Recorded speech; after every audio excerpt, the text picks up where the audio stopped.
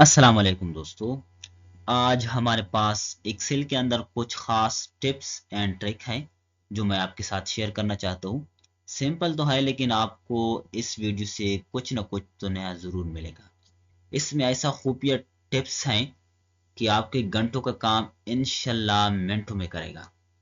आपने सीखना है मेरे साथ ये ट्रिक, तो आपने वीडियो को स्किप नहीं करना है। हम वीडियो स्टार्ट करते हैं।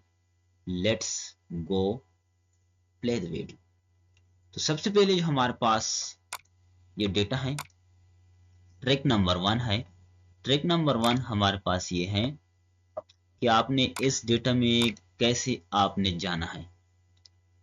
मिसाल के तौर पर आपने द एंड ऑफ डेटा जाना है, डेटा की एंड पर आपने जाना है, तो आप इस तरीके से एरो की मदद से आप जा सकते हैं। ठीक है, ये एक पॉइंट।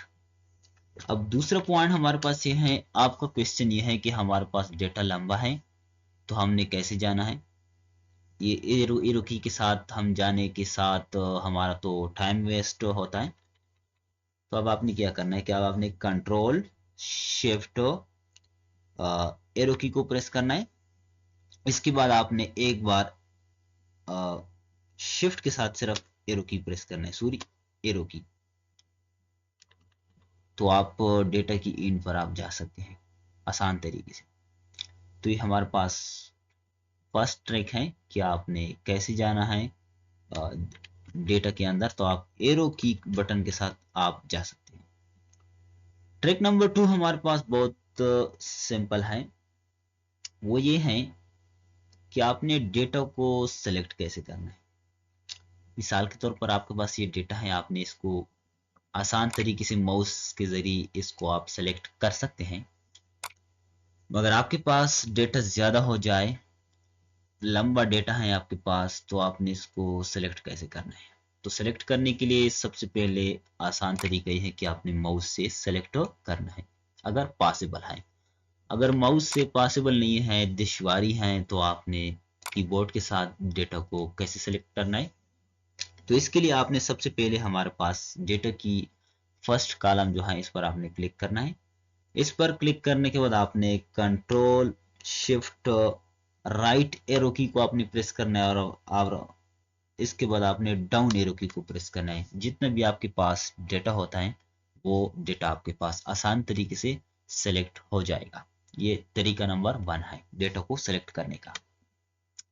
ट्रिक नंबर 2 है डेटा को सेलेक्ट करने का। वो ये है कि आपने डेटा के अंदर किसी भी सेल पर आपने क्लिक करना है। क्लिक किया, मिसाल के तौर पर हमारा क्लिक इधर ही मौजूद है। ठीक है, अब आपने कंट्रोल के साथ ए प्रेस करना है, कंट्रोल प्लस ए, तो हमारे पास मुकम्मल डेटा सेलेक्ट हो गया। अगर आपकी कर्सर डेटा से बाहर है तो अब आपने कंट्रोल प्लस ए को प्रेस किया तो आपके साथ मुकम्मल शीट सेलेक्ट हो गया। ये तरीका गलत है। ठीक है, आपने डेटा के अंदर कर्सर को एंटर करना है, तो अब आपने कंट्रोल प्लस ए को प्रेस करना है, तो हमारे पास डेटा को सेलेक्ट हो गया। ये हमारे पास है ट्रिक नंबर 2 जो बहुत ही आसान है। ठीक है, किसी भी एक सेल के अंदर मिसाल के तौर पर आपने और इसकी नीचे इसके साथ नीचे लिखाई करना है। मिसाल के तौर पर इकरा रोजातुल अतफाल, ये तो मैंने टाइप किया। ठीक है, अब ये इतना लंबा है कि दूसरे सेल में जा रहा है ये टेक्स्ट, और अब मैंने इस टेक्स्ट को एक ही सेल में एडजस्ट करना है। ये अतफाल जो है हमारे पास, ये मैंने इकरा रोजातुल की नीचे लिखना है। तो अब आपने क्या करना है कि अब आपने इस इधर ही क्लिक करना है, आल्ट के साथ आपने एंटर बटन को प्रेस करना है, तो आपका जो टेक्स्ट है वो इस तरीके से एक सेल के अंदर ऑटोमेटिकली आ जाएगा। बहुत आसान तरीके से ये एक सेल के अंदर है। ठीक है, इसको कहते हैं रैप टेक्स्ट, होम के अंदर मौजूद है। बहुत आसानी से ये अप्लाई हो सकता है। ये हमारे पास है ट्रिक नंबर 3। अब 4 जो हमारे पास ट्रिक है वो ये है कि आपने कॉलम ऐड करना है और रो ऐड करना है। तो आपने कैसे ऐड करना है, तो इसके लिए आपने मिसाल के तौर पर ये इधर ही एक आपने रो ऐड करना है। तो रो को ऐड करने के लिए आपने क्या करना है कि आपने कंट्रोल के साथ क्या करना है, प्लस बटन को प्रेस करना है। तो आपको इस तरीके से रो ऐड हो गया। अब अपने कॉलम ऐड करना है तो कॉलम को आपने सेलेक्ट करना है, कंट्रोल के साथ आपने प्लस बटन को प्रेस करना है तो आपको कॉलम ही ऐड हो गया।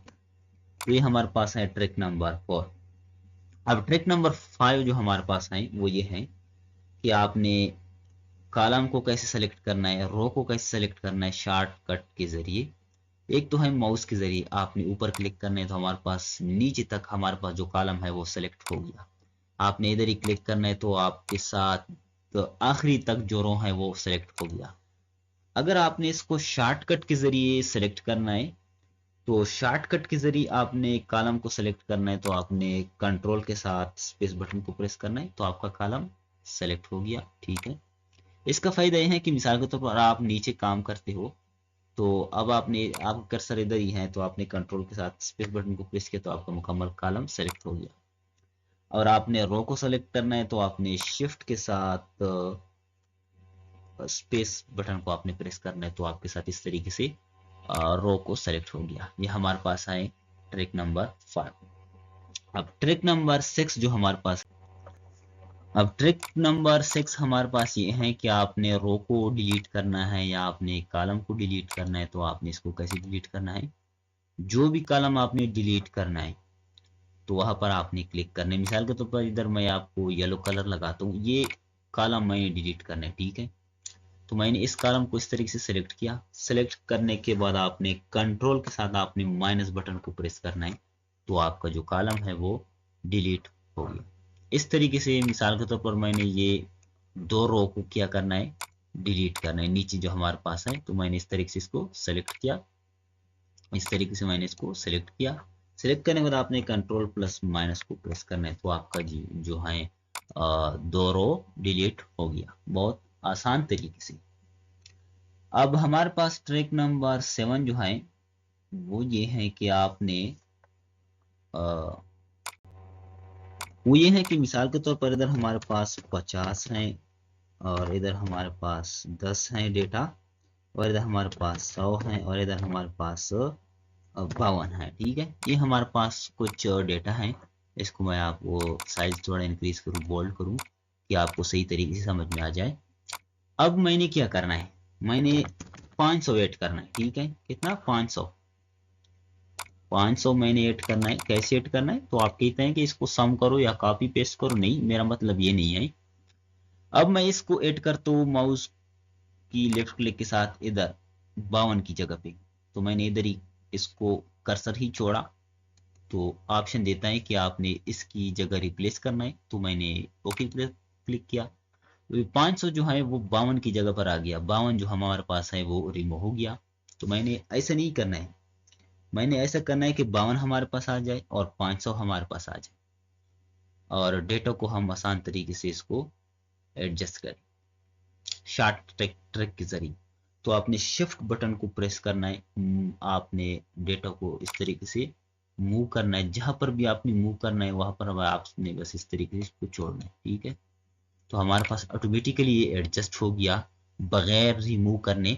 52 हमारे पास मौजूद है, 500 आ गया और 100 नीचे आ गया, ऑटोमेटिकली ये एडजस्ट हो गया। ये हमारे पास ट्रिक है, ट्रिक नंबर 8। अब ट्रिक नंबर 9 जो हमारे पास है वो ये है कि आपने डेटा को आपने पेस्ट स्पेशल कैसे करना है।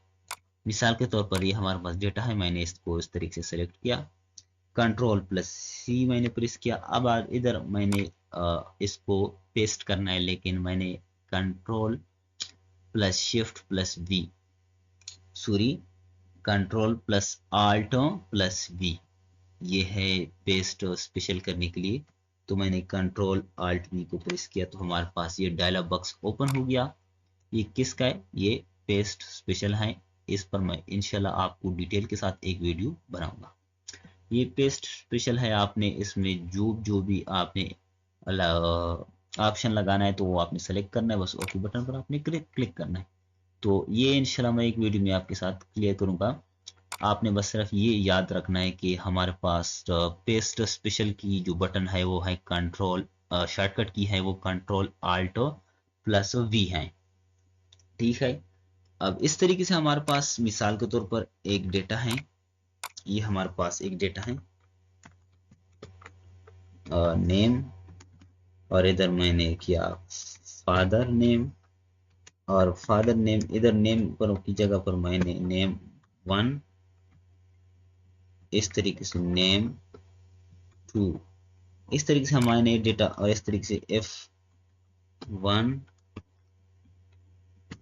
और F2, तो ये हमारे पास डेटा है। ठीक है, ये हमारे पास डेटा है।